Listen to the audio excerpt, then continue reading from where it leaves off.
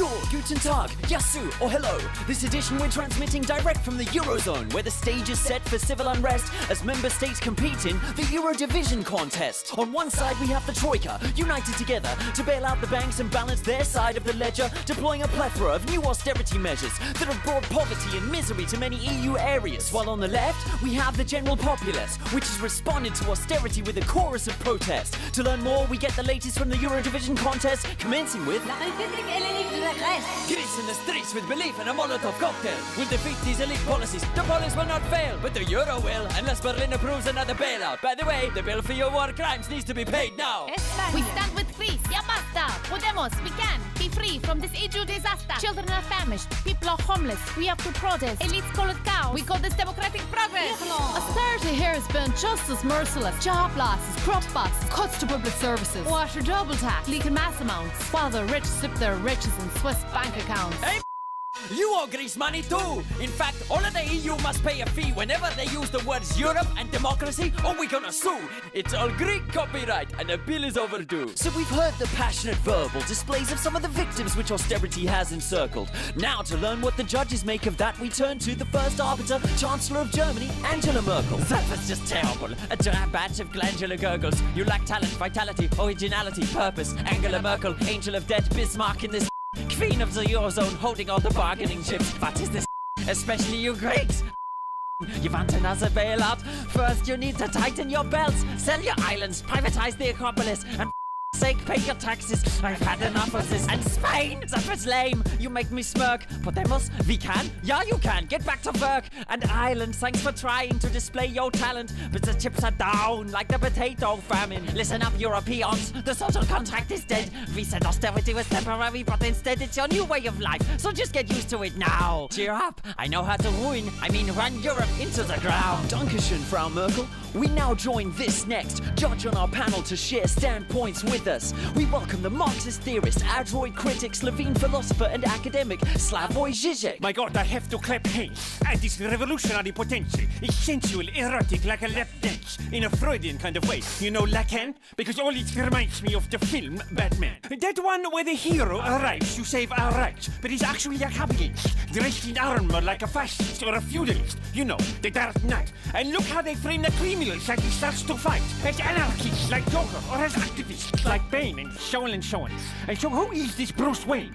Mythologically, you know he is like a new sort of Hades, Greek god of the underworld, lord of the wealthy, and his brother Zeus kidnapped Europa, a Cretan. Okay, so the hidden message Hollywood is leaving is clear then. First, people of Europe, you are all cretins. Second, you must just trust your capitalist rulers, even if they look like masked fascists and striding tyrants, because only they can save you from the rising tide of crime and violence and spiraling cycle of anarchy.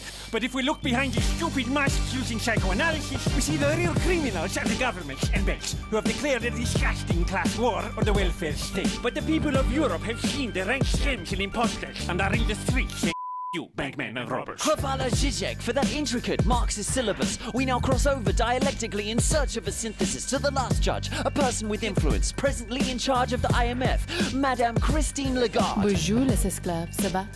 Oui, très bon. I love the sex dead slaves in this competition. Ooh la la, so much pain and moaning, it's quite eternal. But I think we need to have a little history lesson. In Europe, you call it austerity, but we have another slogan for the IMF. It's known as structural adjustment programs, and we just love to impose them in poor third world homelands. Check how it goes then. We lend poor nations money to assist their development, but first some pretty little conditions have to be met. Step 1, privatization, sell all public assets. Next, market liberalization to attract foreign capitalists, devaluing their currency and safety standards in their borders, and cutting subsidies for basic needs like fuel, food and water. And once the masses starve and are down on their knees, step 3, watch the riots break out in the streets. Sounds familiar. What? You don't like that particular game? Oh, désolé. I didn't hear you ever object to complain when we did it to others and you had profits to make. But why subject your own citizens to these strictures and pain? Because, mon chéri, this is a pyramid scheme. It's part of the plan. At first, we let you live in the dream, but then it's your turn to get reamed. So now, s'il vous plaît,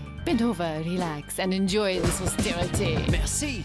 Well, we've heard from all sides then. Oh wait, it seems the EuroDiVision contest is not quite over yet.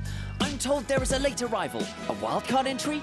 It's hard to see. It's a contestant from l'Australie. Yo, I'm dropping in on this competition to say on behalf of Indigenous mobs and citizens that austerity is nothing new to all the people living under centuries of European colonial systems, and we're still in it. But I'm not here to hate on you, brothers and sisters. I'm here to cheer on your tough resistance, because, mate, we can see that. You too have been colonised, even more than we have, because at least we can recognise it.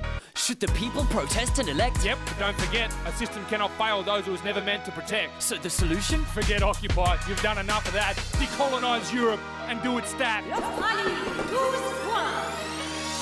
And with that message, we end our coverage of the EuroDiVision contest. Thanks to all our guests and judges, we've witnessed noble acts of rhetoric and courage, bold attacks on systemic power structures. So how do we make sense of this current EU crisis? Is it just economics and budgets? Is there a class war behind it? Or has colonization, normally aimed at other nations and continents, been redeployed against Europe's own populace? Seeking answers, we've explored those very narratives, from the streets of Madrid and Frankfurt to the Kimberleys and Athens, where austerity advances and history is happening. Stay tuned for more juice when rap news is back again.